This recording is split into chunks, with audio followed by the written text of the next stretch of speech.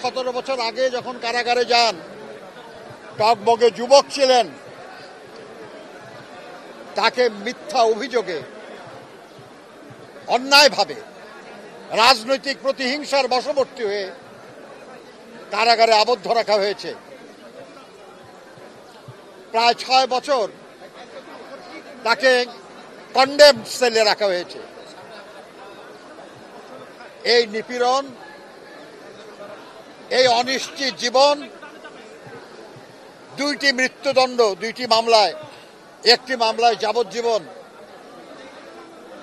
এই দুশ্চিন্তা, এই মিথ্যা অভিযোগে অভিযুক্ত হওয়ার কারণে যে ক্ষোভ বেদনা, এটা তাকে প্রায় বৃদ্ধ করে ফেলেছে। আমরা আল্লাহর কাছে শুকর করি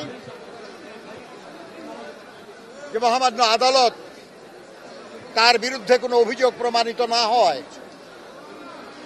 তাকে এই সব মামলা থেকে মুক্তি দিয়েছেন। গত 16 বছর ধরে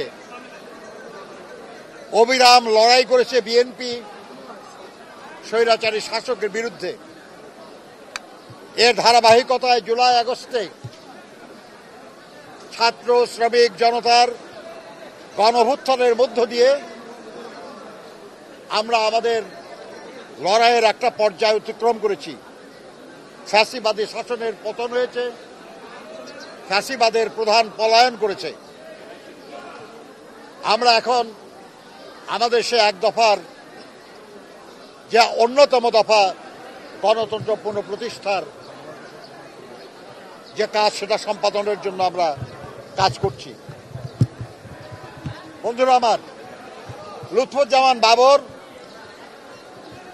বিএনপির নিবেদিত নেতা।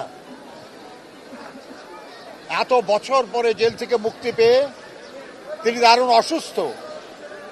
এই অবস্থাতেও তার ঘরে, তার পরিবারের কাছে না গিয়ে তিনি এসেছিলেন তার নেতা, আমাদের নেতা, বাংলাদেশের নতুন রাজনীতির প্রবক্তা, বাংলাদেশের মহান স্বাধীনতার ঘোষক, সমৃদ্ধির উপকার শহীদ জিয়ার মাজারে জিয়ারত করতে।